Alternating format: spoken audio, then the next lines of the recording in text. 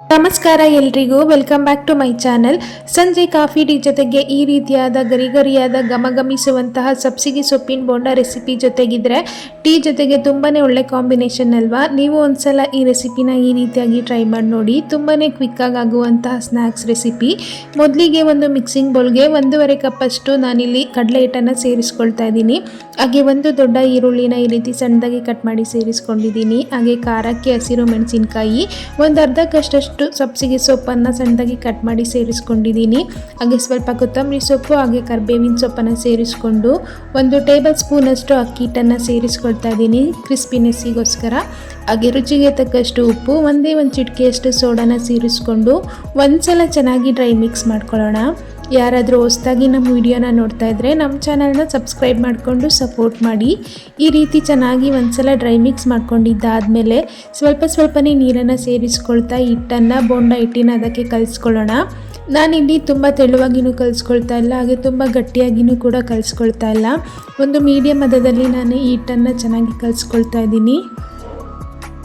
ಈ ರೀತಿಯಾಗಿ ಹಿಟ್ಟನ್ನೆಲ್ಲ ನೀಟಾಗಿ ಕಲಸಿಟ್ಕೊಂಡಿದ್ದಾದಮೇಲೆ ಒಂದು 10 ನಿಮಿಷ ಮುಚ್ಚಳ ಮುಚ್ಚಿ ಈ ಹಿಟ್ಟನ್ನು ರೆಸ್ಟ್ ಮಾಡೋದಕ್ಕೆ ಬಿಡೋಣ.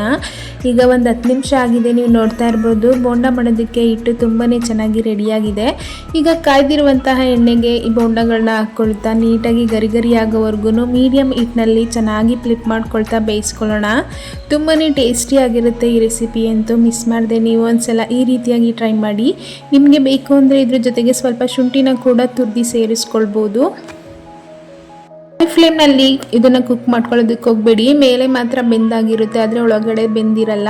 ಮೀಡಿಯಮ್ ಹಿಟ್ಟಿನಲ್ಲೇ ನೀಟಾಗಿ ಇದನ್ನು ಎರಡೂ ಕಡೆ ಕ್ರಿಸ್ಪಿ ಆಗೋವರೆಗೂ ಚೆನ್ನಾಗಿ ಲೈಟ್ ಬ್ರೌನ್ ಆಗೋವರೆಗೂ ಕುಕ್ ಮಾಡ್ಕೊಳ್ಳಿ. ಈಗ ನೀವು ನೋಡ್ತಾ ಇರ್ಬೋದು ಬೋಂಡ ಎಲ್ಲ ತುಂಬಾ ಚೆನ್ನಾಗಿ ಕಲರ್ ಚೇಂಜ್ ಆಗಿ ಕುಕ್ ಆಗಿದೆ. ಈಗ ಇದನ್ನು ಒಂದು ಪ್ಲೇಟಲ್ಲಿ ಎತ್ತಿಟ್ಕೊಳ್ಳೋಣ. ನೋಡಿದ್ರಿ ಅಲ್ವಾ ಎಷ್ಟೊಂದು ಸುಲಭವಾಗಿ ಈ ರೆಸಿಪಿನ ಮಾಡ್ಕೊಳ್ಬೋದು ಅಂತ. ನೀವು ಒಂದ್ಸಲ ಈ ರೆಸಿಪಿನ ಟ್ರೈ ಮಾಡಿ ಹೇಗೆ ಬಂದಿದ್ದು ಅಂತ ಕಮೆಂಟ್ ಮಾಡಿ ತಿಳಿಸೋದನ್ನು ಮರಿಬೇಡಿ. ಇದೇ ರೀತಿ ಮಿಕ್ಕಿರುವಂತಹ ಹಿಟ್ಟಲ್ಲಿ ಬೋಂಡಗಳನ್ನ ಮಾಡ್ಕೊಳ್ಳೋಣ. ಮೇಲ್ಗಡೆ ಎಲ್ಲ ಗರಿಯಾಗಿ ಒಳಗಡೆ ತುಂಬಾ ಸಾಫ್ಟಾಗಿರುವಂತಹ ಸಬ್ಸಿಗೆ ಸೊಪ್ಪಿನ ಬೋಂಡ ರೆಸಿಪಿ ರೆಡಿ ಆಯಿತು. ವಿಡಿಯೋ ಇಷ್ಟ ಆಗಿದ್ದರೆ ಲೈಕ್ ಮಾಡಿ, ಶೇರ್ ಮಾಡಿ, ಕಮೆಂಟ್ ಮಾಡಿ. ನಮ್ಮ ಚಾನಲ್ನ ಸಬ್ಸ್ಕ್ರೈಬ್ ಮಾಡಿಕೊಂಡು ಸಪೋರ್ಟ್ ಮಾಡೋದನ್ನು ಮರಿಬೇಡಿ. ಮತ್ತೆ ಮುಂದಿನ ವಿಡಿಯೋದಲ್ಲಿ ಸಿಗ್ತೀನಿ. Thanks for watching.